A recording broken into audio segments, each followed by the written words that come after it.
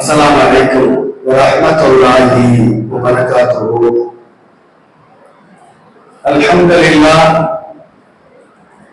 والصلاة والسلام على رسول الله. أما بعد. கணியத்திற்குரிய எல்லாம் அல்ல அல்லாஹ்வின் நல்லடியார்களே, பாசத்திற்குரிய இஸ்லாமிய பெரியவர்களே, தாய்மார்களே, மிகுந்த மரியாதைக்குரிய இஸ்லாமிய மார்க்க அறிஞர் பெருமக்களே, இறையில்ல நிர்வாக பெருமக்களே, அல்லாஹ்வுடைய மாபெரும் கிருபையினால் சந்தையான சஃபர் மாதத்தினுடைய ஆரம்பத்திலே நாம் எல்லாம் ஒன்று கொள்கின்றோம்.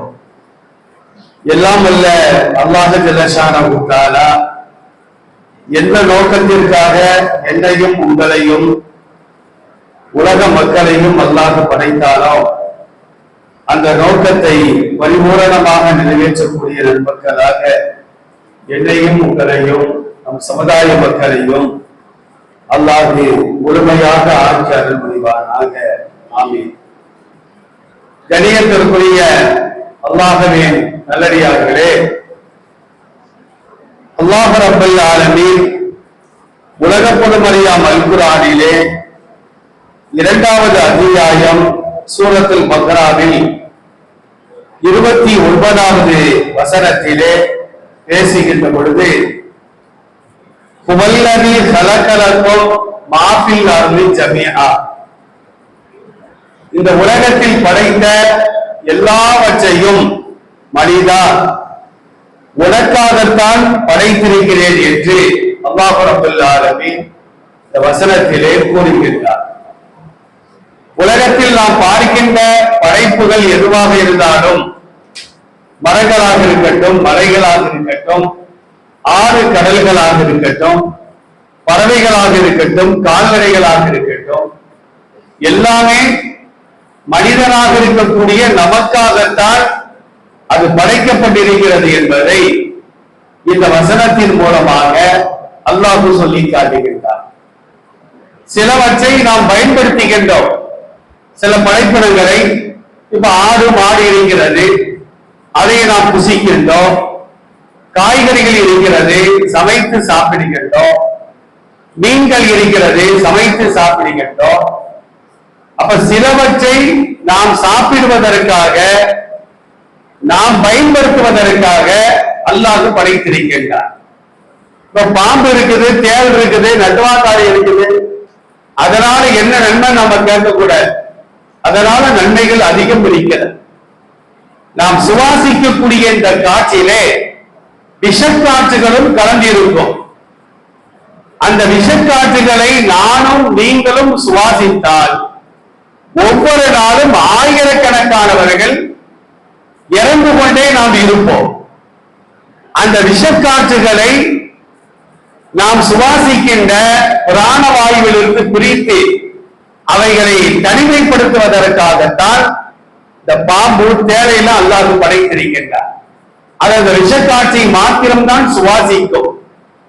அதை சுவாசித்து நமக்கு தேவையான ஆக்சிஜன், பிராணவாயுவை அது நமக்கு தருகிறது. இந்த பாம்பு தேலாம் இல்லைன்னு வச்சுக்கிறோம். அப்ப நாம சுவாசிக்கக்கூடிய காற்றில் அந்த விஷக்காற்றுகளும் அதிகமாக காணப்படும். ஒவ்வொரு பகுதிகளிலும் கொத்து கொத்தாக மரணங்கள் ஏற்பட்டுக் கொண்டே இருக்கும். அதை தடுப்பதற்காகத்தான் அல்லாஹ் இந்த விஷஜந்துகளை படைத்திருக்கின்றார். பாம்பு கடித்து என்றைக்காவது ஒரு நபர் அவர் மௌத்தா போவார், அவரை கூட காப்பாற்றி விடுகிறார்கள். ஆனால் இந்த பாம்பு தேள் இல்லை என்று சொன்னால் ஒவ்வொரு பகுதிகளிலும் நாம் இறந்து கொண்டே இருப்போம். அப்ப அதுவும் நம்முடைய நன்மைக்காகத்தான் படைக்கப்பட்டிருக்கிறது. சிலவற்றை அல்லாஹ் நாம் படிப்பினை பெறுவதற்காக அல்லாஹ் படைத்திருக்கின்றார். காகம் இருக்கிறது, காகத்தின் மூலமாக அல்லாஹ் நமக்கு அதிகமான படிப்பினைகளை தருகின்றார். காலையில் எழுந்திருத்தல், காணாமல் புணருதல், மாலை குறித்து மனை புகுதல். ஒரு அறிஞர் சொல்லி காட்டுவார், காகம் இருக்குத நாம காலையில எழுந்திருப்பதற்கு முன்னாலேயே அது எழுத வேண்டும். மரங்கள்ல பார்த்தா காகம் சத்தம் காலை நேரங்களில் அதிகமாக கேட்கும். காணாமல் புணருதல், ஒரு காகம் தன் ஜோடியோடு சேர்வதை யாரும் பார்க்க முடியாது. மனிதா, ஒரு காலகட்டம் வரும், நபி ஸல்லல்லாஹு அலைஹி வஸல்லம் சொல்வார்கள், 4 சுவருக்கு மத்தியில ஒரு ஆணும் பெண்ணும் எப்படி நடந்து கொள்வார்களோ அது வெட்ட வெளிச்சமாக நடைபெறும். இன்னைக்கு நடக்குதா இல்லையா? இதெல்லாம் மறுமையின் அடையாளங்கள். ஆனால் காலத்தை பொறுத்த மட்டிலும் தன் ஜோடியோடு இணைவது என்பது அது வெட்ட வெளிச்சத்தில் அல்ல, காணாமல் புணருதல். மாலை குளித்து மனை புகுதல், மாலை நேரங்கள்ல தன் கூடுகளுக்கு செல்வதற்கு முன்னால் அது குளித்து விட்டு தான் செல்லும். நமக்கு ஒரு படிப்பினை, காலையிலிருந்து மாலை வரையிலும் வெளியே சென்று நாம் உழைக்கின்றோம், பாடுபடுகின்றோம், வியர்வை நாற்றங்கள் இருக்கும். அப்ப வீடுகளுக்கு செல்வதற்கு முன்னால நாம குளித்து சுத்தமாகி விட்டுத்தான் வீட்டிற்கு செல்ல வேண்டும் என்ற படிப்பனையை அந்த காலத்தின் மூலமாக அல்லாஹ் நமக்கு தருகின்றார். இப்படியாக உலகத்தில் உள்ள எந்த படைப்பிடங்களை நாம் எடுத்துக்கொண்டாலும் அவைகள் மூலமாக நமக்கு நன்மைகள் மட்டும்தான் உண்டு. அதான் அல்லாஹ் சொல்லுகின்றான், கலக்கலக்கும் மாஃபில் அர்தி ஜமீஅன். உலகத்தில் உள்ள எல்லாவற்றையும் மனிதா ஒரு நன்மைக்காகத்தான் நான் படைத்திருக்கின்றேன். அது சூரியனாக இருக்கட்டும், சந்திரனாக இருக்கட்டும், நட்சத்திரங்களாக இருக்கட்டும், எதுவாக இருந்தாலும் கூட நாம் சிந்தித்து பார்த்தால் அது நமக்காகத்தான் படைக்கப்பட்டிருக்கும் என்பதை இந்த வசனத்தின் மூலமாக அல்லாஹ் சொல்லி காட்டுகின்றார். திருக்குர்ஆனுடைய 3வது அத்தியாயம் 191வது வசனத்தை நாம் திறந்து பார்க்கின்றோம். நல்லடியார்கள் அல்லாஹ்க்கு துஆ செய்வாங்க. எப்படி துஆ செய்வாங்க தெரியுமா? ரப்பனா மா கலக்த ஹாதா பாத்திலா, உலகத்தில் எந்த ஒன்றையும் நீ வீணாக படைக்கவில்லை. சிறு துரும்பும் பல்குத்த உணவோ, தமிழ்ல ஒரு பழமொழியே இருக்குது, சின்ன துரும்பா இருந்தாலும் அதை எடுத்து மனுஷன் என்ன செய்வானா? பல்ல குத்தி கொள்வான். அப்ப உலகத்தில் எதையுமே அல்லாஹ் வீணாக படைக்கவில்லை. ஒன்றை நாம் சாப்பிடுவதற்காக அல்லது அருந்துவதற்காக, அணிவதற்காக, அல்லது நாம் படிப்பினை பெறுவதற்காக, அல்லது நீ அதை சாப்பிடாதே, அதை செய்யாதே, அதை அணியாதே, அணியாமல் இருந்தால், சாப்பிடாமல் இருந்தால் உனக்கு நான் சுவர்க்கத்தை தருவேன்.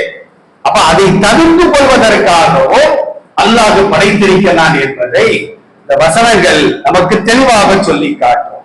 அருமையானவர்களே, அப்ப உலகத்தில் உள்ள எல்லாவற்றையும் மனிதனுக்காக படைத்த இறைவன் மனிதனை எதற்காக படைத்தான்?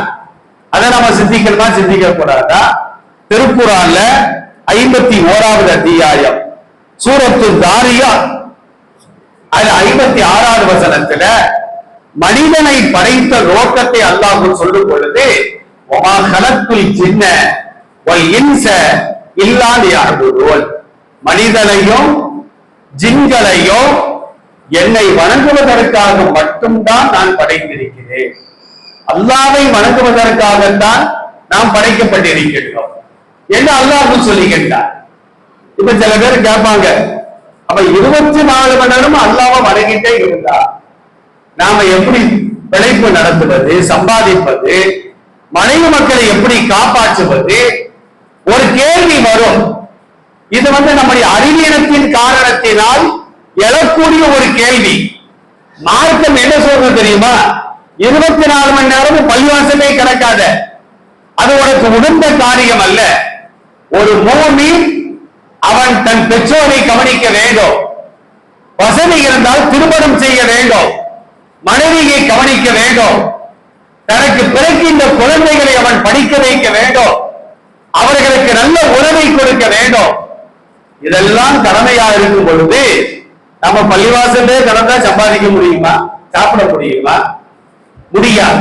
இன்னைக்கு சில பேர் தப்பா நினைக்கிறாங்க, அல்லாஹ் இருக்கான், அல்லாஹ் பாத்துக்கிடுவான், மேல எதுவும் பாத்துக்கிடுவான், அதனால நான் சம்பாதிக்க மாட்டேன், 24 மணி நேரம் பள்ளிவாசலே கிடப்பேன். இதை மார்க்கம் விரும்பவே இல்லை. சம்பாதிக்க வேண்டும், வியாபாரம் செய்கின்றோமா? அல்லாஹ் ரசூல் கூறுவதை போட்டு நீங்கள் வியாபாரம் செய்யுங்கள், அது ஒரு இபாதத். மனைவி மக்களை கவனித்துக் கொள்ளுங்கள், அது ஒரு இபாதத். ரோட்டிலே நீங்கள் நடக்கும் பொழுது நீங்கள் கண்ணியமான முறையிலே நடந்து செல்லுங்கள், அது ஒரு இபாதத். கழிவறைக்கு நாம் செல்கின்றோமா, ஓத வேண்டிய துவாக்களை ஓதிவிட்டு உள்ளே செல்லுங்கள், அது ஒரு இபாதத்.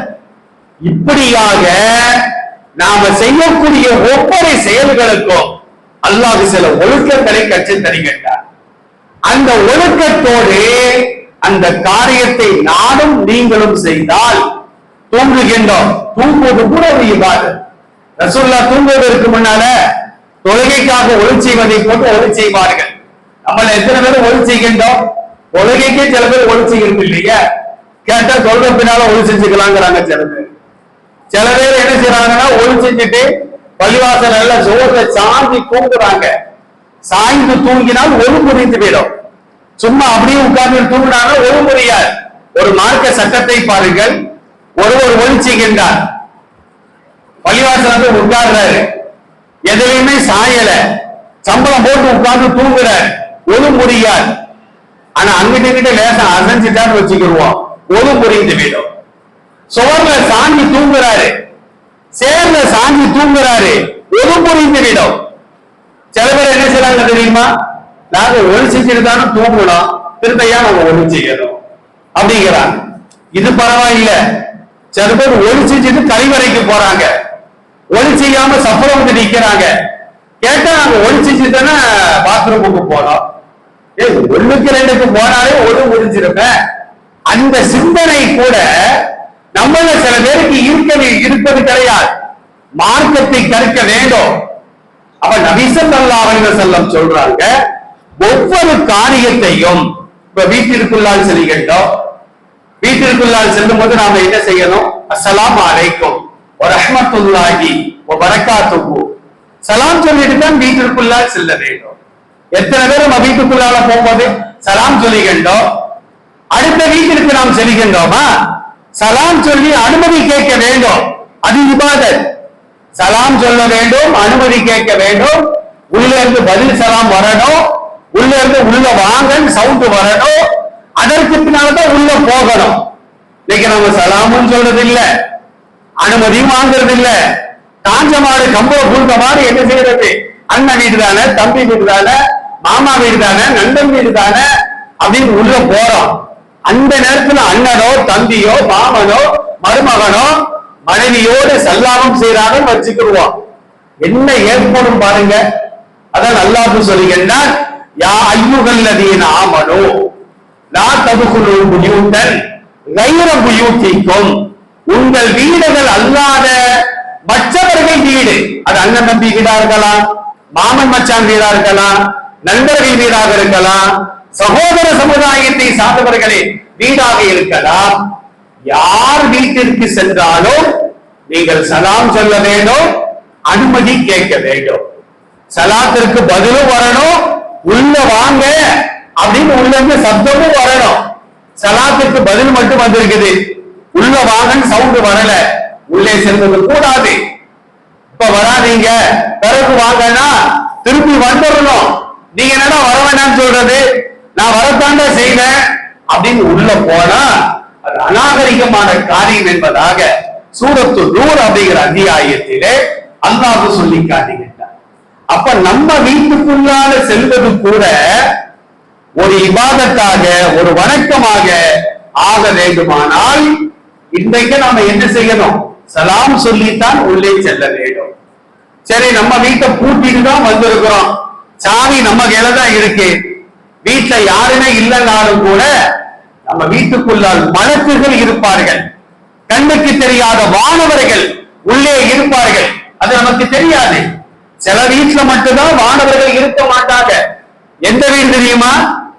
பைத்தன் ஃபீஹி கல்புன் வலா சூரத்துன், எந்த வீடுகள்ல பழங்கள் மாட்டப்பட்டிருக்கிறதோ, எந்த வீடுகளில் நாய்கள் வளர்க்கப்படுகிறதோ, செல்லப்பிராணியாக பாதுகாப்பிற்காக நாய் வளர்க்கலாம், வேட்டையாடுவதற்காக நாய் வளர்க்கலாம், கால்நடைகளை மேய்ப்பதற்காக நாய் வளர்க்கலாம், இஸ்லாம் அனுமதிக்கிறது. சில பேர் என்ன செய்வாங்கன்னா செல்ல பிராணியா வளர்ப்பாங்க, பெட்ரூம்ல படுக்க வச்சுக்கிடுவாங்க. இவரும் அந்த நாயும் ஒரே தட்டுல சாப்பிட்டு இருக்கும், ஒரே பெட்டில படுத்துக்கிட்டு இருக்கும். பிள்ளைகளை தூக்கி கொஞ்ச நேரம் இல்லையா நாயை தூக்கி கொத்திக்கிட்டு இருப்ப. இந்த மாதிரி செல்ல பிராணிகளாக நாய் வளர்க்கப்பட்டால் அந்த வீடுகளுக்குள்ளாலும் மலக்குகள் நுழையவே மாட்டார்.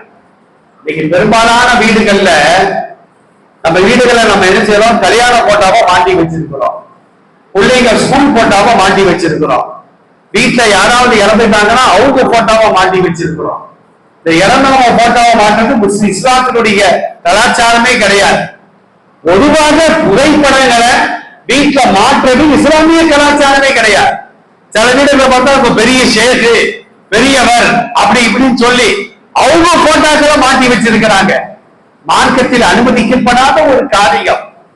இந்த மாதிரி புகைப்படங்கள் மாட்டி வைக்கப்பட்ட வீடுகளிலும் செல்ல பிராணிகளாக நாய்கள் வளர்க்கப்பட்டாலும் ஆணோ பெண்ணோ குளிப்பு கடமையாகி குளிக்காமல் இருந்தால் அந்த வீடுகளிலும் ரஹ்மத்துடைய வானவர்கள் வரவே மாட்டார். ஆனா ஒரு மலைக்கு வர வேண்டிய நேரத்தில் வந்துட்டு போயிடுவார். அவர் யாருன்னா மலக்குல் மௌத். வீடு முழுக்க போட்டவா மாட்டி வச்சிருக்கிறோம், நாய்களா கட்டி போட்டிருக்கிறோம். அந்த மலக்குல் மௌத் இருக்கிற உயிரை கைப்பற்றக்கூடியவர். அவரு போட்டாவை பார்த்து பயப்பட மாட்டாரு, நாய்களை பார்த்து பயப்பட மாட்டாரு. வர வேண்டிய நேரத்தில் பீச உருகிட்டு போய்கிட்டே இருப்பார். ஆனால் ரஹ்மத்துடைய வானவர்கள் வரவே மாட்டார்கள் என்று நபிகள் நாயகம் ஸல்லல்லாஹு அலைஹி வஸல்லம் சொல்லி காட்டுகிறார்கள்.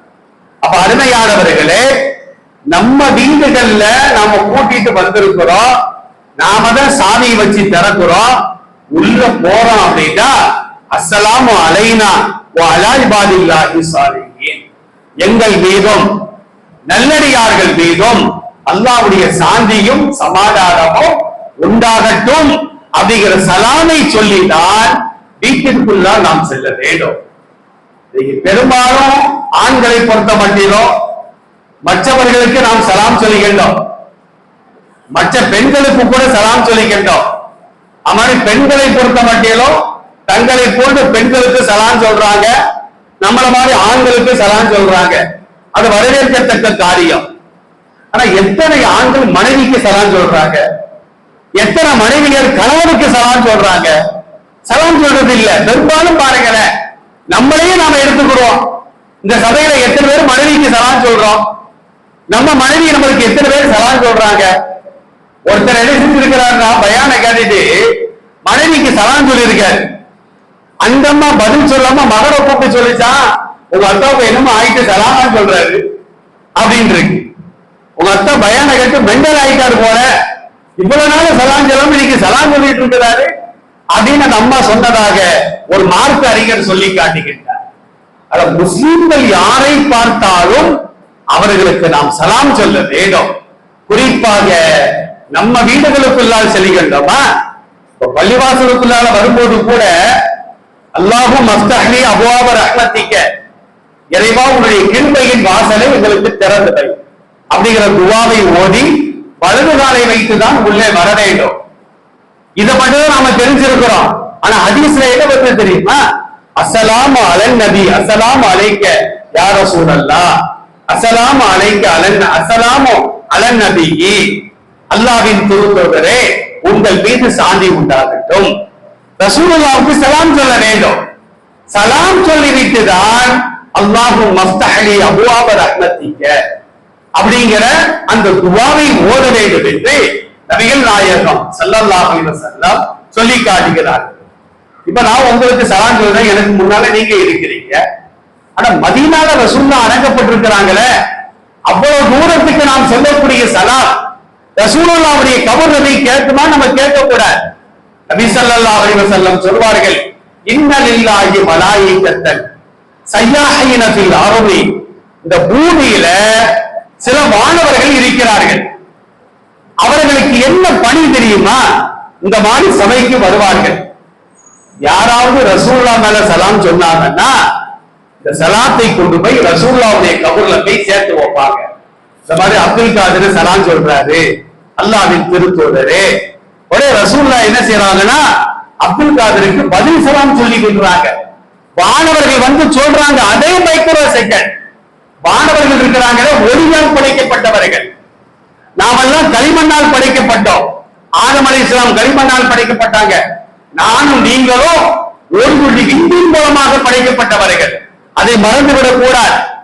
நம்முடைய அசலை யாராவது நினைச்சு பார்த்தாங்கன்னா, கல்வியை கொண்டோ, பதவியை கொண்டோ, அழகை கொண்டோ, அந்தஸ்தை கொண்டோ நாம் யாரிடத்தையும் பெருமை பேச மாட்டோம். நம்ம என்ன சந்தனத்திலே அல்லாஹ் படைச்சிருக்கிறான், தங்கத்திலே அல்லாஹ் நம்மள படைச்சிருக்கிறான். நம்ம தாயினுடைய சேவையில நம் தந்தையின் ஒரு துளி விட்டு பட்டால், சீ இந்த கழுவிட்டு வாங்க அப்படின்னு நம்ம தாய் சொல்லி இருப்பான். தப்பி தவறி கருவறையில விரும்புறதுனாலதான் நீங்க ஒரு ஜமால் உட்கார்ந்துட்டு இருக்கிறார், ஒரு அப்துல் காதர் உட்கார்ந்துட்டு இருக்கிறார். இந்த துளி வெளியே விழுந்திருந்தால் அதை அசுத்தப்பட்டு கழுவி இருப்பார்கள்.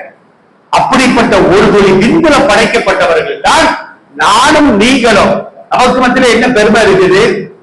எனக்கு தலக்கணம் இருக்குன்னு வச்சுக்கிடுவோம். தீப்பெட்டியும் தீக்குச்சியும் பேசிக்கிட்டான். தீப்பெட்டி இருக்கலங்க, தீப்பெட்டியும் தீக்குச்சியும் பேசிக்கொள்ளலாம். தீக்குச்சி கண்டிச்சான் தீப்பெட்டிட்ட, நம்ம ரெண்டு பேரும் தானே உரசுறோம். நான் எழுதி சாம்பலா போயிருந்தேனே, நீ பத்திரமா பெட்டி பெட்டியாக இருக்கிறீங்க அப்படின்னு தீக்குச்சி கண்டிச்சான். அதுக்கு தீப்பெட்டி சொல்லிச்சான், உனக்கு தலக்கணை ஜாஸ்தி. அதுக்கு தலையில குண்டா இருக்குல்ல, அது சொல்லிச்சான், உனக்கு தலக்கணை ஜாஸ்தி, அதான் நீ எரிந்து நாசமா போயிருந்த. உண்மையிலே தலைக்கணம் யாருக்கெல்லாம் இருக்கிறதோ அவன் சமுதாயத்தில் போற்றப்பட மாட்டான். அவனை கண்ட வயதுதான் மரியாதை கொடுப்பாங்களே தவிர மனப்பூர்வமாக அவனுக்கு யாரும் மரியாதை கொடுக்கவே மாட்டார்கள். இந்த தலக்கணம் எனக்கோ உங்களுக்கோ அல்லாஹ் பாதுகாக்க வேண்டும் இருக்குமானால் அதை ஒழிப்பதற்கு ஒரே வழி என்ன தெரியுமா? அல் பாதிவு சலாமி பரிங்கும் மினல் கிபிரி.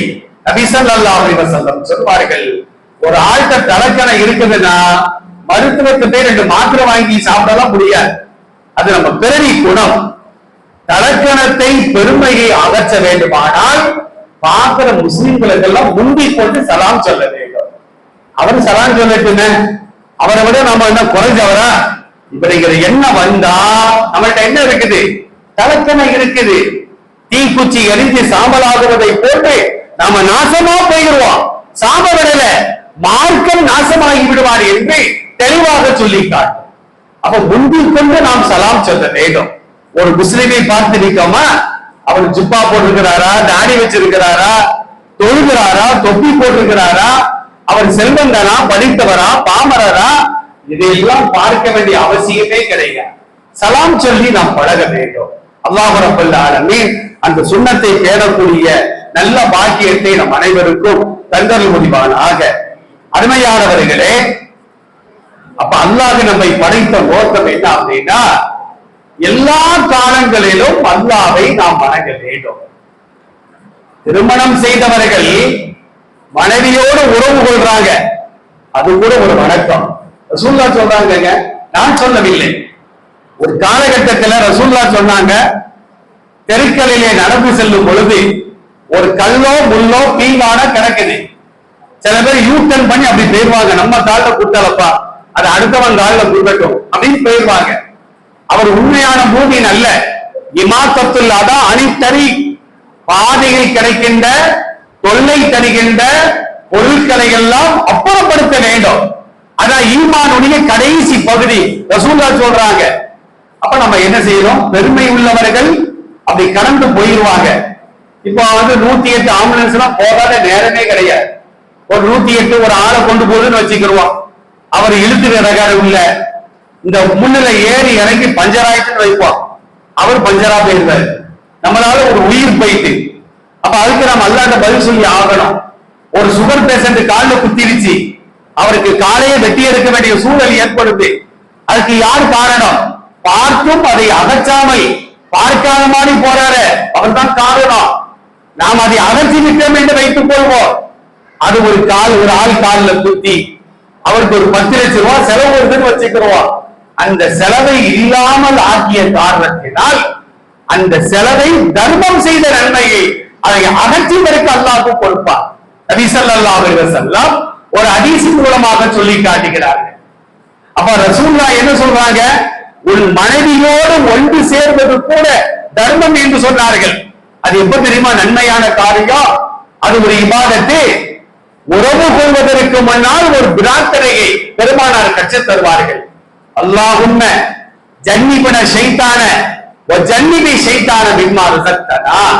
இறைவா, நாங்கள் ஒன்று சேர போகிறோம், எங்களுக்கு மத்தியிலே ஷைத்தானை கொண்டு வந்து விடாது. எங்களுக்கு பிறக்கின்ற குழந்தையை விட்டோம் ஷைத்தானை நீ அப்புறப்படுத்தி அப்படிங்கிற துவாவோடு நாம் உறவு கொண்டால் அது கூட ஒரு இபாதத். ஒரு காலகட்டத்தில் ரசூலுல்லாஹ் சொன்னாங்க, உன் மனைவியின் வாயில் ஒரு கவலம் உணவை பூட்டுவது கூட தர்மம் என்று சொன்னார்கள். நீங்க நாம சாப்பிடும் போது எத்தனை மனைவிமார்களுக்கு நாம சாப்பாட்டை ஊட்டிக்கிட்டோம். வாழ்க்கையிலே ஒரு கதை ஊட்டிருப்போம். எப்ப தெரியுமா? கல்யாணத்து அன்னைக்கு அந்த புதுமண கோலத்துல புருஷன் பொண்டாட்டிகள் உட்கார வச்சு இந்த அம்மா அவரு போட்டும் அந்த அம்மா இவரு போட்டும் ஒருத்தன் என்ன செஞ்சுட்டானா வெக்கப்பட்டு மாமியார் வாயில வச்சுட்டான சாப்பாடு. இப்பெல்லாம் கதை நடக்கும். இது வீடியோல கவர் பண்றதுக்காண்டி. அதற்கு பின்னால ஜென்மத்திலேயோ இந்த அம்மா அந்த பக்கம் உட்கார்ந்து சாப்பிடும், இவர் இந்த பக்கம் உட்கார்ந்து சாப்பிடுவார். ஒரு காலம் நம்ம எல்லாம் சாப்பிட்டு இருக்கிறோம். அத்தா, அம்மா, பாட்டி, தாத்தா எல்லாரும் மொத்தமா உட்கார்ந்து பகிர்ந்து சாப்பிடுவோம். சாப்பிட்டோமா இல்லையா? அது பரக்கத். இன்னைக்கு பாருங்களேன், அப்புறமா ஒரு காலம் வந்துச்சு, எல்லாத்துக்கும் ஒரே பேச டிவியை பார்த்து எல்லாரும் சாப்பிட்டு இருப்பாங்க. இப்ப எப்படி தெரியுமா? அத்தா ஒரு பக்கம் கையில செல்ல வச்சுக்கிட்டு, அம்மா ஒரு பக்கம், அந்த அம்மாவுக்கு ஒரு செல்லு, பையன் ஒரு பக்கம், தாத்தா ஒரு பக்கம், பாட்டி அது ஒரு பக்கம், தொட்டில கிடக்கிற குழந்தைக்கு ஒரு செல்லு, அது எதையாவது கண்டதையெல்லாம் பார்த்துக்கிட்டு இருக்கு. இந்த மாதிரி இருந்தால் அந்த உணவில் உள்ள பரக்கத்துகள் எடுபடும். அல்லாஹ்வை புகழ்ந்து கொண்டே நாம் சாப்பிட வேண்டும். ஒவ்வொரு வாய் வைக்கின்றோமா பிஸ்மில்லாஹிர் ரஹ்மானிர் ரஹீம். சிறுவர் எல்லாம் உட்கார்ந்து இருக்கிறாங்க, இவங்கெல்லாம் படிக்க வேண்டும். எத்தனை பெற்றோர்கள் இன்னைக்கு குழந்தைகளுக்கு பிஸ்மில்லா சொல்லி சாப்பிடுன்னு சொல்றாங்க. ஒரு சஹாபி சொல்றாரு, ரசூலுல்லாஹோடு நான் ஒரு தட்டில் அமர்ந்து சாப்பிட்டுக் கொண்டிருக்கிறேன். அவர் ஒரு சிறுவர். சின்ன பிள்ளைகளுக்கு வலது கை எது இடது கை எதுன்னே தெரியாது. இடது கையினால ஒரு வாய் வைக்கும், வலது கையினால ஒரு வாய் வைக்கும். நாம என்ன சொல்லுவோம், சின்ன பிள்ளை தானே திருத்திடும் அப்படின்னு நம்ம நினைக்கிறோம். தொட்டில் பழக்கம் சுடுகாடு மட்டும், சாவர வரைக்கும் இந்த பழக்கம் போவார். இன்னைக்கு ரொம்ப பேரை பார்க்கிறோம். இன்னைக்கு கூட ஒரு கல்யாணத்துல அழகா தாடி வச்சிருக்கிற, ஆனா இடது கையினால தான் தண்ணியை குடிச்சிட்டு இருக்கிற. எனக்கு சுருன்னு ஏறுது, தூரமா உட்காந்து அடிச்சுக்கிட்டு இருக்கிற, என்னமோ சரக்கு அடிக்கிற மாதிரி இருக்குது. சரக்கு அடிக்கிறவனா இடது கையினால குடிப்பான், வலது கையினால குடிக்க மாட்டான், பிஸ்மில்லா சொல்ல மாட்டான். அப்ப அந்த சஹாபி சொல்றாங்க, நான் தட்டில் 2 கைகளையும் புலப்பிக் கொண்டிருந்தேன். அப்ப நபி ஸல்லல்லாஹு அலைஹி வஸல்லம் சொன்னாங்க, யா குலாம், சிறுவனே, சம்பில்லா போல பிஸ்மில்லாஹ் சொல், ஒக்குல் பியதீனிக்க, வலது கையினால் நீ சாப்பிடு என்று பழக்கி எனக்கு கட்டளையிட்டார்கள். அத நம்ம குழந்தைகள் தானே அப்படின்னு நம்ம நினைப்பதே கூட. இஸ்லாத்துல ஆண்களுக்கு அல்லாஹ் பட்டை ஹராமாக்கி இருக்கிறார். பட்டாடை அணிவது கூட. தங்கத்தை ஆண்களுக்கு அல்லாஹ் ஹராமாக்கி இருக்கிறார். ஆண்கள்னா குழந்தையா இருக்கட்டும், சிறுவர்களாக இருக்கட்டும், வாலிபர்களாக இருக்கட்டும், வயோதிகர்களாக இருக்கட்டும், குழந்தையினால பட்டாடை அணிய முடியுமா? பெண் குழந்தைக்கு நாம் அணியலாம், பெண் குழந்தைகளுக்கு தங்கத்தை அணியலாம், தவறே கிடையாது. ஆனால் தங்கத்தை பொறுத்த மட்டிலும் குழந்தையாக இருந்தாலும், சிறுவராக இருந்தாலும், இளைஞராக இருந்தாலும், முதியவராக இருந்தாலும், அது ஆண் என்று இருக்குமானால் தங்கமும் அணிவது கூடாது, பட்டாடை அணிவதும் கூடாது. இன்னைக்கு சில வீடுகள்ல பாருங்க, ஆண் குழந்தைகளுக்கு தங்கத்தை அள்ளி போட்டிருப்பாங்க, இடுப்புல கட்டியிருப்பாங்க, காலில் கொலுசு தங்கம், கையில மோதிரம் தங்கம், கழுத்துல சங்கிலி தங்கம், பிரேஸ்லெட் வேற குழந்தைகளுக்கு போடுறாங்களா இல்லையா? கேட்டா குழந்தைதானே அப்படிம்பாங்க, குழந்தைதானே அப்படிம்பாங்க. நாம கேட்கிறோம், குழந்தைதானே, ஒரு குவார்டர் வாங்கி ஊத்துறது குழந்தைதானே, குவார்டர் வாங்கி கொடுங்க, அது யாராவது ஏற்றுக்கொள்வோமா? ஹராம் என்று சொன்னால் அது ஹராம் தான். சமுதாயத்துல பல பேருக்கு அது விளங்கவே மாட்டாங்க. நம்ம வாயில தாய்மார்கள் என்ன செய்வாங்கன்னா அப்படி சப்புன்னு அடிச்சு அமைக்கி விட்டுறாங்க. உங்களுக்கு ஒண்ணும் தெரியாதுங்க அப்படின்னு என்ன செய்வாங்கன்னா, குழந்தைதானே நம்ம செஞ்சாங்கன்னா அந்த பழக்கம் தான் சிறு பிராயத்தில், இளமை பிராயத்தில். நீங்க எத்தனை பேர் ஜும்மாவுக்கே தங்க போடுற போட்டு வராங்க, நாமளே தடுத்து இருக்கிறோம். போடுவது கூடாது. தங்கச்சிக்கு கூட்டு வராங்க, போடுவது கூடாது. அப்ப இதையெல்லாம் நாம் தடுக்க வேண்டும்.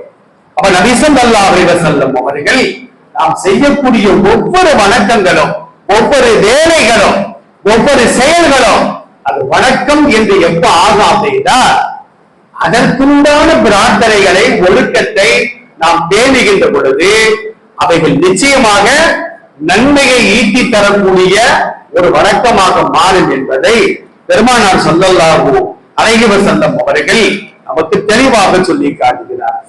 அருமையானவர்களே, இஸ்லாமிய மார்க்கம் இருக்கிற நீங்க ரொம்ப பேர் தப்பா நினைக்கிறாங்க. முகமது நபியினால் உருவாக்கப்பட்டது அப்படின்னு நினைக்கிறாங்க. அது மாபெரிய தவறு. முஸ்லிம்கள்ல கூட சில பேர் என்ன செய்றாங்கன்னா, இஸ்லாம் யாரால் தோற்றுவிக்கப்பட்டது 4 ஆப்ஷன் கொடுப்பாங்க. ஆதம் நபி, ஈசா நபி, முகமது நபி, இத்ரீஸ் நபி, இதெல்லாம் கொடுத்து என்ன செய்வாங்கன்னா முஸ்லிம்கள் முகமது நபியினால் தோற்றுவிக்கப்பட்டது அப்படின்னு சொல்லுவாங்க. அது மாபெரிய ஒரு குற்றம். உலகம் என்றைக்கு தோன்றியதோ அன்றைக்கே இஸ்லாம் தோன்றிவிட்டது. ஆதம் அலைஹிஸ்ஸலாம் என்னைக்கு பூமிக்கு வந்தார்களோ அந்த ஆதம் அலைஹிஸ்ஸலாம் செய்த கொள்கை என்ன, போதித்த கொள்கை என்ன அப்படின்னா, வலக்கது ஊஹிய இலைக்க வ இலல்லதீன மின் கபலிக்க அல்லாஹ் சொல்லுகின்றார், நபியே உமக்கும் உமக்கு முன்னால் வாழ்ந்து சென்ற நபிமார்களுக்கும் இறக்கப்பட்ட கொள்கை என்ன தெரியுமா? அமலுக்க, அல்லாஹ்விற்கு நீங்கள் இணை வைத்தால் நீங்கள் செய்த நல்லறங்கள் அனைத்தும் பாழாகிவிடும். ஆதம் அலைஹிஸ்ஸலாம் அதைத்தான் சொன்னாங்க, நூஹ் அலைஹிஸ்ஸலாம் அதைத்தான் சொன்னாங்க, இத்ரீஸ் அலைஹிஸ்ஸலாம் அதைத்தான் சொன்னாங்க.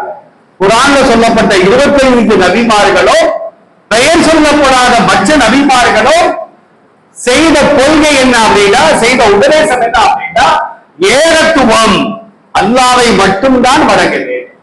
ஒரு நபித்தோழர் ரசூலுல்லாஹ்ட்ட வந்து கேட்கிறார், யார ரசூலல்லாஹ், மனிதன் மனிதனுக்கு சஜ்ஜா செய்யலாமா அப்படின்னு கேட்கிறார். செய்வது கூடாது. ஏன்னா சஜிதா என்பது அது அல்லாஹ்வுக்கு மட்டும்தான். உஸ்ஜுது லில்லாஹ், அல்லாஹ்விற்கு நீங்கள் சஜிதா செய்யுங்கள். அப்ப ரசூலுல்லாஹ் வந்து கூடாது அப்படின்ட்டார். சரி, ஒரு மனிதனை நாம் சந்திக்கின்ற பொழுது தேச தலையை தாழ்த்தலாமா அப்படின்னு கேட்கிறார். அதுவும் கூடாது. இந்த தலை யாருக்கு மட்டும்தான் சாய்க்கணும்? படைத்த ரப்புக்கு மட்டும்தான் சாய்க்கிறது.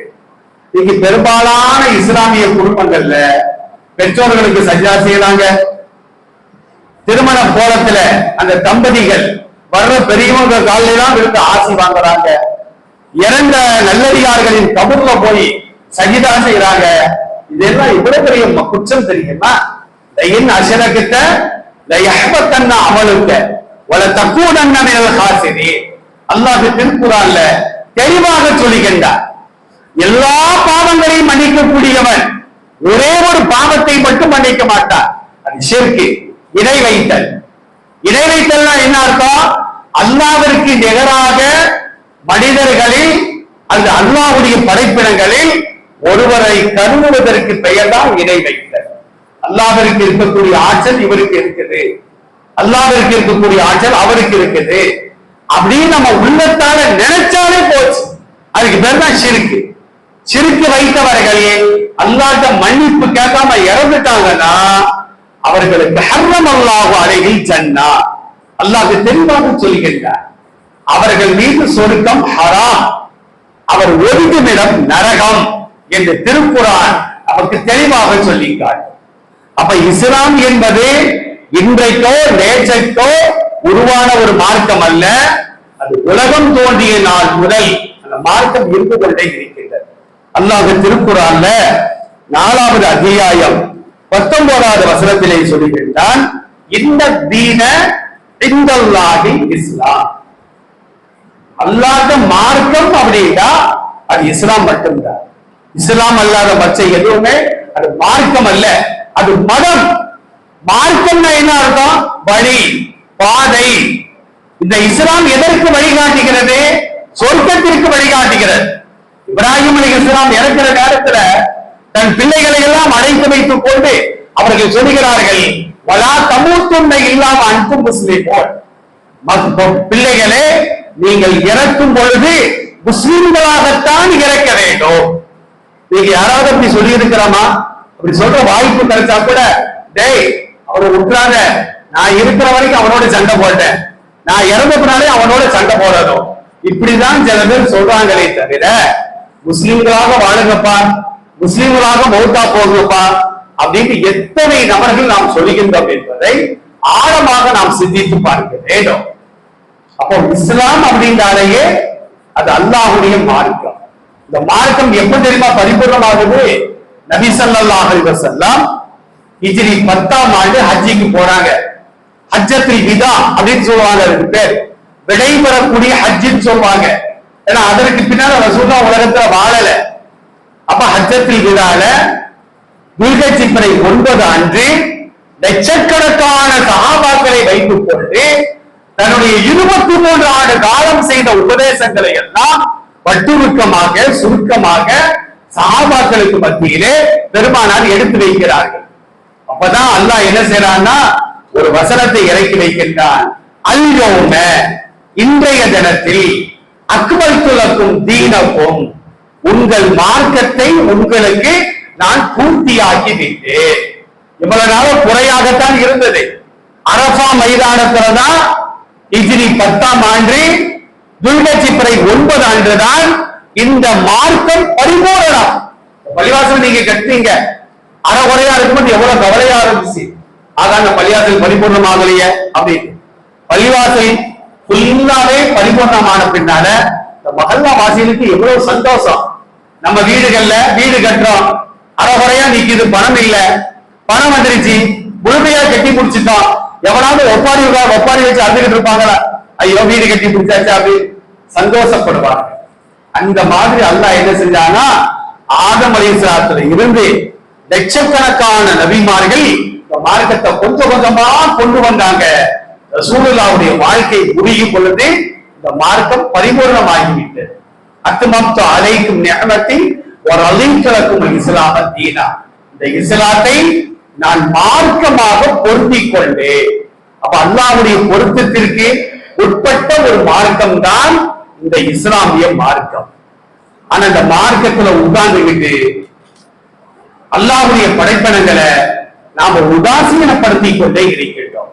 நேரம் சரியில்லை, காலம் சரியில்லை, வீட்டை விட்டு ஒருத்தர் வெளியே வருவாரு, பறக்க பார்த்துக்கிட்டே வருவாரு, வாழைப்பழ தொழில காலை வச்சு உழுத்துருவாரு, நேரம் சரியில்லை அப்படின்றாரு. நீ பார்த்த சரியில்லை, நீ ஒழுங்கா பார்த்துட்டு வந்தா உழுந்திருக்க மாட்டேன். நீ உழுந்ததுக்கு ஏன் நேரத்தை ஏன் திட்டணும்? யசுப்படி இப்னு ஆதம் வ அன தகுரு யூதினி இப்னு ஆதம் வ அன தகுரு ரசூலுல்லாஹ் அல்லாஹ் சொல்வதாக சொல்வார்கள். மனிதன் காலத்தை திட்டுவதன் மூலமாக அவன் என்னையே திட்டுகிறான். இந்த சட்டை இருக்குது, இந்த சட்டையை நான் திட்டுறேன், இதெல்லாம் ஒரு சட்டையா அப்படின்னா இந்த சட்டையை நான் திட்டல, இந்த சட்டையை தச்சாருவாங்க டெய்லரு, அவரை நான் திட்டுறேன்னு அர்த்தம். ஒரு பந்தியில போய் உட்கார்ந்து இருக்கிறோம், பிரியாணி சரியில்லை, பிரியாணியை திட்டுறோம். பிரியாணி என்ன பாவம் பண்ணிச்சு? அதை தயாரிச்ச மாஸ்டர் இருக்காரு பாருங்க, சமையல்கார், அவருக்கு தான் அந்த திட்டுதல். அப்ப காலத்தை திட்டினால் சஃபர் மாதமா அது பீடை பிடிக்க மாட்டோம். அதை ஒன்றும் செய்யாதீங்க. நான் வரும்போது தம்பி இம்ரான் அழகா பேசிக்கிட்டு இருந்த இந்த மாசத்துல கல்யாணம் வைக்கிறதுல சகோதர சமுதாயத்தை சார்ந்தவர்கள் ஆடி மாசம் கல்யாணம் வைக்க மாட்டாங்க. ஏன் ஆடி மாசம் கல்யாணம் வைக்க மாட்டாங்கன்னா அது மூட நம்பிக்கை தான் கிடையாது. அதுல கூட ஒரு காரணம் இருக்கு. ஆடி மாசம் 3வது மாசம், அதுல இருந்து பாருங்க சித்திரை என்பது 10வது மாசம். சித்திரை மாதம் ஆடி மாசத்துல ஒரு கல்யாணம் முடிச்சா சித்திரையில குழந்தை பிறக்கும், சித்திரையில கடுமையான வெயிலா இருக்கும், அதனால ஆடி மாசத்துல கல்யாணம் வேணாம், இப்படிதான் கல்யாணம் முடிக்காம இருப்பாங்க. அந்த மாதிரி காரணம்லாம் நம்ம சமுதாயத்துல இல்ல. தூய்மையான மார்க்கத்தில் அமர்ந்து கொண்டு சஃபர் மாசமா ரசூலுல்லாஹ்வுக்கு சுகம் இல்லாம போன மாசம், ரசூலுல்லாஹ்வுக்கு சுகம் இல்லாம போனது ஒரு பீடையா? உண்மையிலே நமக்கு ஒரு பீடை இருக்குமானால் ரசூலுல்லாஹ்வுடைய வஃபாத்து தான் நமக்கு ஒரு பீடையா இருக்கணும், அப்படிதானே? ரசூலுல்லாஹ்வுடைய வஃபாத்து அது எவ்வளவு பெரிய கை செய்தான். சஹாபாக்கள் ரசூலுல்லாஹ்வுடைய ஜனாசாவை போட்டுக்கிட்டு ரசூலுல்லாஹ் இறக்கலாம் அப்படின்றாங்க. யாரு? சய்யிதுனா உமர் ரலியல்லாஹு அன்ஹு எந்த வாளை உருவிக்கொண்டு பெருமானாரை கொலை செய்வதற்காக மக்கமா நகரம் முழுவதும் உமர் அலைந்தாரோ அந்த உமர் ரசூல்லா இறந்து கிடக்குறாங்க. அதே வாளை கையில வச்சுக்கிட்டு ரசூல்லா இறந்துட்டாங்கன்னு யாராவது சொன்னா இந்த வாள் தான் பேசுங்க. அப்பதான் செய்தனா அபூபக்கர் சித்திக் ரலியல்லாஹு அன்ஹு, உமர் ரலியல்லாஹு அன்ஹு அவர்களை அழைத்து சொன்னார்கள், வமா முஹம்மதுன் இல்லா ரசூல், இந்த முகம்மது கடவுள் அல்ல, அவர் அல்லாஹ்வுடைய திருத்தூதர். அவர் கடவுளா இருந்தா மௌத் வரக்கூடாது, மனிதர் தானே. குல்லு நஃப்ஸின் தாயிகத்துல் மௌத், இந்த உலகத்தில் யாரெல்லாம் பிறப்பு என்று இருக்கிறதோ அவர்கள் எல்லாம் ஒரு காலத்தில் மௌத்தை சந்தித்துத்தான் ஆக வேண்டும். அந்த அடிப்படையில் தான் ரசூலுல்லாஹ் இறந்ததற்காக சொல்ல பிறகுதான் உமர் ரலியல்லாஹு அன்ஹு அமைதி அடைந்தார்கள் என்பதை ஹதீஸ்களின் மூலமாக நாம் பார்த்து வருகின்றோம். ஆக அருமையானவர்களே, இந்த சஃபர் மாதத்தை பீடை மாதம் என்று யாரும் சொல்றதில்லை. அல்லாஹ்வுடைய கிருபையினால ரொம்ப திருப்திதான் வாழ்ந்துட்டு இருக்கிறாங்க.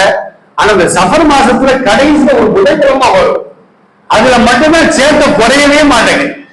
சஃபர் கலிமுன்னு சொல்லி என்ன செய்யறாங்கன்னா தொழுகிறதுனா இல்ல, காலங்காத்தாலே புளிச்சோரை கட்டிக்கிட்டு கையில கிடைச்ச வாகனத்துல ஏறி ஒரு ஆச்சாக்கரைக்கு போறது தொழுகிறதுலாம் கிடையாது, மத்த நாளும் கிடையாது, அன்னைக்கும் கிடையாது.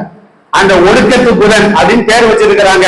ஒரு பெரிய கேவலம் என்ன தெரியுமா, மார்க்க அறிஞர்கள் கூட ஒடுக்கத்து புதனுக்கு ஆதரவா பேசிக்கிட்டு இருக்கிறாங்க.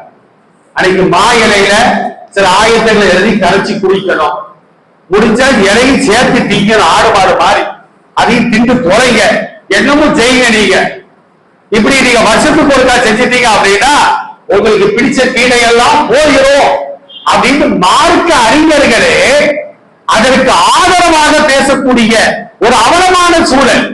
நபிமார்களின் வாரிசுகள் என்று எந்த ஆலிம்களை பெருமானார் சொன்னார்களோ, எந்த ஆலிம்கள் மார்க்கத்திற்கு புறம்பான காரியங்களை இரும்புக்கரம் கொண்டு அடக்க வேண்டுமோ அந்த ஆலிம்களே என்ன சொல்றாங்க, ஒடுக்கத்து புதனா நீ பல்ல தேய்க்கிறே இல்லையோ, கழிவறைக்கு போறியே இல்லையோ, அன்னைக்கு நல்ல எண்ணெய் தேய்ச்சி குளிச்சு புல்வெளியில போய் கழுத மாதிரி ஊர்ந்துட்டு வா, உனக்கு பிடிச்ச பீடையெல்லாம் போயிடும் என்று அவர்கள் ஜும்மா பயானிலேயே சொல்லக்கூடிய ஒரு அவலமான சூழ்நிலையை நாம் பார்த்து வருகின்றோம். அருமையானவர்களே, ரசூலுல்லாஹ்வுடைய முதல் திருமணம் ஹதீஜாவோடு நடைபெறுகிறது. அந்த திருமணம் எப்ப நடந்துச்சு தெரியுமா, இதே சஃபர் மாதம். ரசூலுல்லாஹ்வுக்கும் ஹதீஜாவுக்கும் சஃபர்ல கல்யாணம் நடந்ததுனால அவங்களுக்கு மத்தியில ஏதாவது பிரிவினை ஏற்பட்டதா? ரசூலுல்லாஹ்வுக்கு கல்யாணம் நடக்கும் பொழுது ரசூலுல்லாஹ்வுடைய வயசு 25, ஹதீஜாவுடைய வயசு எத்தனை? 40. ரசூலுல்லாஹ்வுடைய 53 வயது வரையிலும் கிட்டத்தட்ட ஒரு 25, ஒரு 28 ஆண்டுகள் ஹதீஜாவோடு தான் அவர்கள் வாழ்ந்தார்கள்.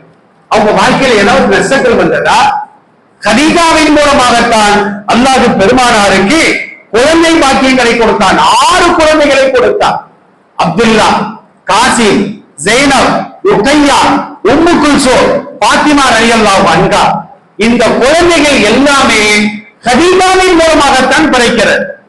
சஃபர் மாசம் கல்யாணம் முடிச்சா தீட உங்களுக்கு குழந்தை பாக்கியம் கிடையாது அப்படின்னா ரசூலுல்லாஹ்வுக்கு குழந்தை பிறந்திருக்க கூடாது. கதீஜா ரலியல்லாஹு அன்ஹா இருக்கிறாங்களே, பெருமானாரை கொண்டு முதலாக இந்த உலகத்திலேயே இஸ்லாத்தை தழுவிய ஒரு பெண்மணி, அது பெண்மணி தான், அது கதீஜா ரலியல்லாஹு அன்ஹா. 40வது வயதுல ஹிரா என்று சொல்லப்படுகின்ற குகையில போய் ரசூலுல்லாஹ் தவம் இருக்கிறாங்க. நீங்க ஹஜ்ஜுக்கு போனதா ஹிரா கோயிலை பார்த்துருப்போம். நீங்களாம் இந்த மட்டம் கூடிருச்சு, பூமியினுடைய பகுதி மேல உயர்ந்து விட்டது. ரசூலுல்லாஹ்வுடைய காலத்துல அந்த ஹிரா என்ற குகைக்கு செல்வதாக இருந்தா கரடு முரடான பாதை, பூமியிலிருந்து அதிகமான உயரம். கதீஜா ரலியல்லாஹு அன்ஹா தான் சாப்பாடு கொண்டு போய் கொடுத்துட்டு வருவாங்க ரசூலுல்லாஹ்விற்கு. இப்ப ரசூலுல்லாஹ்வுடைய 40வது வயது, ரமலானுடைய லைலத்துல் கத்ர் இரவுல ஜிப்ரீல் வருகிறார். வந்து என்ன செய்யறாரு, இக்ரா இது ஓதுவீராக, புகாரில வரக்கூடிய ஹதீஸ் இது, ஓதுவீராகன்னு சொன்ன உடனே ரசூலுல்லாஹ் என்ன சொன்னாங்க, மாநபி காரியில் எனக்கு ஓத தெரியாத படிக்க தெரியாத அப்படின்றாங்க. ரசூலுல்லாஹ் வந்து அந்த ஜிப்ரீலுடைய தோற்றத்தை பார்த்து ரசூலுல்லாஹ் பயப்படுறாங்க. ஏன்னா தலையில கால் இருக்குது, வானத்தை முட்டுகின்ற அளவிற்கு அவருடைய தலை இருக்கிறது. இந்த மாதிரி ஒரு காட்சியை ரசூலுல்லாஹ் பார்த்ததே கிடையாது. அப்ப 2வது அவர் சொன்னாரு இக்ரா படித்தீராக. ரசூலுல்லாஹ் அப்பவும் சொல்றாங்க மாநபி காரியில் எனக்கு படிக்க தெரியாது. 3வது ஜிப்ரீல் என்ன செஞ்சாங்கன்னா தன்னுடைய மார்போடு பெருமானரை கட்டி அணைத்து இயக்கிற பிஸ்மி ரப்பிக்கல் அதிக கலை. மாணவர்களே, உங்களுக்கு நான் சொல்றேன், ஸ்கூல் பாடமா இருக்கட்டும், குர்ஆனா இருக்கட்டும், படிக்க ஆரம்பிக்கும் பொழுது பிஸ்மில்லாஹிர் ரஹ்மானிர் ரஹீம் அப்படின்னு சொல்லிதான் நம்ம என்ன செய்யணும், ஆரம்பிக்க வேண்டும். அப்போ உன் இறைவனின் திருநாமத்தை கொண்டு ஓதுவீராக சொன்ன உடனே ஜிப்ரீல் சொல்ல சொல்ல பெருமானார் அந்த வார்த்தைகளை சொல்லுகிறார்கள். இப்ப ஜிப்ரீல் மறைஞ்சிட்டார். ரசூலுல்லாஹ் மலையிலிருந்து இறங்கி என்ன செய்யறாங்க, கதீஜாவுடைய வீட்டுக்கு வராங்க. வந்து சொல்றாங்க, சம்பீலூனி சம்பீலூனி, என்னை போர்வையால் போர்த்துங்கள் போர்த்துங்கள் என்று சொல்லுகிறார். அப்ப ரசூலுல்லாஹ் எதையோ பார்த்து பயந்திருக்கிறாங்கன்னு சொல்லி ரசூலுல்லாஹ்வை படுக்க வச்சு கதீஜா ஒரு போர்வையால போர்த்துறாங்க. ரசூலுல்லாஹ்வுக்கு பயம்லாம் தெரிஞ்ச உடனே கதீஜா எப்படி ஆறுதல் சொல்றாங்க பாருங்க. ஃபவல்லாஹி லா யுஹ்ஸிகல்லாஹு அபதா, அன்பு கணவரே, அல்லாஹ் உங்களை கேவலப்படுத்த மாட்டான். நீங்க பயப்பட வேண்டிய அவசியமே இல்லை.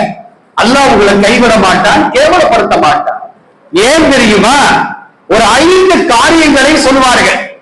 அந்த 5 காரியம் என்னிடத்திலும் உங்களிடத்திலும் இருக்குமானால் அல்லாஹ் நம்மளை கைவிடவே மாட்டான். அந்த 5 காரியம் என்ன தெரியுமா? இன்னக லதஸிலுர் ரஹிம, நீங்கள் உறவினர்களை சேர்த்து வாழுகின்றீர்கள். உறவுகளை சேர்த்து வாழ்ந்தா அது அல்லாஹ்வையும் சேர்த்து வாழ்வதற்கு சமம். உறவை முறித்து வாழ்ந்தால் அது அல்லாஹ்வை முறித்து வாழ்ந்ததற்கு சமம். இப்ப அல்லாஹ்ட்ட நம்ம கேட்கறது அல்லாஹ் தருவதாக இருந்தா அல்லாஹ்வோடு நட்பு கொண்டாதான் அல்லாஹ் தருவான். அல்லாஹ்வோட சண்டை போட்டுக்கிட்டு அவன்கிட்ட போய் நான் அதைத்தான் இதைத்தான்னா நிச்சயமாக தரவே மாட்டான். அல்லாஹ்வே சொல்லுகின்றான், உறவை பார்த்து சொல்லுகின்றான், உன்னோடு யார் சேர்ந்து வாழ்கிறார்களோ அவர்களோடு நானும் சேர்ந்து வாழ்ந்தேன். உன்னை யார் வெட்டி வாழ்கிறார்களோ அவர்களோடு நானும் வெட்டிதான் வாழ்ந்தேன். ரசூலுல்லாஹ் சொல்றாங்க. இரண்டாவது ஆயிஷா கதீஜா ரலியல்லாஹு அன்ஹா சொல்றாங்க, வதஸ்துகுல் ஹதீஸ, நீங்கள் உண்மை பேசுகின்றீர்கள். உண்மை பேசணும், கசப்பாத்தான் இருக்கும், ஆனா உண்மையை தான் பேசணும். ஆனா இன்னைக்கு நம்ம உண்மையை தவிர மற்ற எல்லாத்தையும் பேசிக்கிட்டு இருக்கோம். அது இந்த செல்போன் கலாச்சாரம் வந்த பின்னால ஒரு பாத்ரூம்ல உட்கார்ந்துட்டு நான் பிளைட்ல பறந்துகிட்டு இருக்கப்ப அவர் உட்கார்ந்து இருக்கு பாத்ரூம், அது பெட்ரூம்ல படுத்துக்கிட்டு நான் இப்ப அமெரிக்கால இருக்கேன், ஜப்பான்ல இருக்கேன் அப்படின்ப. அப்ப பொய்கள் அதிகமாகி விட்டது. ரசூலுல்லாஹை பார்த்து கதீஜா சொல்றாங்க, அல்லாஹ்வை திருத்துவதே நீங்கள் உண்மை பேசுகின்றீர்கள், அதனால அல்லாஹ் உங்களை கைவிட மாட்டான். சிரமப்பட்டு நீங்கள் உழைக்கின்றீர்கள். ரசூலுல்லாஹ் என்ன உழைப்பு நடத்துறாங்க? கதீஜா தரக்கூடிய பொருட்களை எல்லாம் கொண்டு போய் விற்பனை செய்து விட்டு வருவார்கள். ஆடு மாடுகளை வைத்திருக்கிறார்கள். எல்லா நபிமார்களும் செய்த ஒரு கைத்தொழில் என்ன அப்படின்னா ஆடு மாடுகளை மேய்ப்பது. அடுத்து சொல்றாங்க, ஏழைகளுக்காக நீங்கள் உழைக்கின்றீர்கள். ரசூலுல்லாஹ் சம்பாதித்து ஏழைகளுக்கு அந்த பணத்தை கொடுத்திருப்பாங்க. நாம எல்லாத்தையும் கொடுக்க சொல்லல. இஸ்லாம் ஜக்காத்தான் தான் 2%. தான தர்மமா இருந்தா மனைவி மக்கள் தனக்கு பெற்றோர்களுக்கு போக மித்தம் மீதம் இருந்தால் ஏழைகளுக்கு நாம் கொடுக்க வேண்டும். அடுத்து சொல்றாங்க, உறவினர்களை கண்ணியப்படுத்துகின்றீர்கள். உறவினர்கள் வந்துவிட்டார்களா, விருந்தாளிகள் வந்துவிட்டார்களா, அவங்களுக்கு 1 மடங்கு தண்ணீராவது கொடுக்கணும், உணவாவது நாம் கொடுக்க வேண்டும் என்று நபிகள் நாயகம் ஸல்லல்லாஹு அலைஹி வஸல்லம் அவர்களை பற்றி கதீஜா ரலியல்லாஹு அன்ஹா இந்த செய்திகளை எல்லாம் நமக்கு சொல்லி காட்டுகிறார். ஆக அருமையானவர்களே, மார்க்கம் என்பது அல்லாஹ்வினால் புறம் போட்ட தங்கத்தை போன்று மார்க்கத்துல பகுத்தறிவுக்கு அப்பாற்பட்ட எந்த ஒரு மூலத்தனமான செயல்களுக்கும் மனத்தனமான செயல்களுக்கும் இதுல அனுமதியே கிடையாது. இன்னைக்கு இஸ்லாமிய வீடுகள்ல, சில வீடுகள்ல, கடைகள்ல நம்ம பார்க்கிறோம், ராத்திரி நேரத்துல என்ன செய்யறாங்கன்னா வெளியே தண்ணீரை தெளிச்சு ஒரு சூழலை பொருத்தி வச்சிருந்தாங்க. கடைகள்லயும் அதே தான் செய்யறாங்க. இன்னும் நாளைக்கு ஒரு இஸ்லாமிய கடையில பாக்குற, கடையை கூட்டிட்டு தேங்காய் உடைச்சிட்டு வர, ஒரு ஏழைக்கு கொடுத்தாலும் சட்டிக்கு உதவுமே, அந்த 50 பைசா சூழலையே அந்த கந்திஸ்திய போக்க போகுது. இதையெல்லாம் சமுதாயத்தில் வாழக்கூடிய முஸ்லிம்கள் அவங்க செய்யறாங்கன்னா அவங்க மதம் அதை ஆதரிக்கிறது, அதை போதிக்கிறது. ஆனால் இஸ்லாத்தை பொறுத்த மட்டிலும் பகுத்தறிவுக்கு அப்பாற்பட்ட எந்த ஒரு காரியத்திற்கும் இந்த மார்க்கத்துல ஒரு புள்ளியின் நிலம் அதற்கு கூட இடம் கிடையாது என்பதை அல்லாஹுவும் அல்லாஹுடைய திருத்தூதரும் தெளிவாக சொல்லி காட்டுகிறார்கள். எல்லாம் அல்ல அல்லாஹ் ஜல்லஷானஹு தஆலா நாம் எதை பேசினோமோ எதை கேட்டோமோ அதை நம்முடைய வாழ்க்கையில் கொண்டு வந்து இங்கு வராதவர்களுக்கும் அதை எடுத்து சொல்லக்கூடிய தாயிகளாக நம் அனைவரையும் அல்லாஹ் ஆற்றல் புரிவாராக. வாஹிரு தாவானா அல்ஹம்துலில்லாஹி ரப்பில் ஆலமீன். அஸ்ஸலாமு அலைக்கும் வரஹ்மத்துல்லாஹி.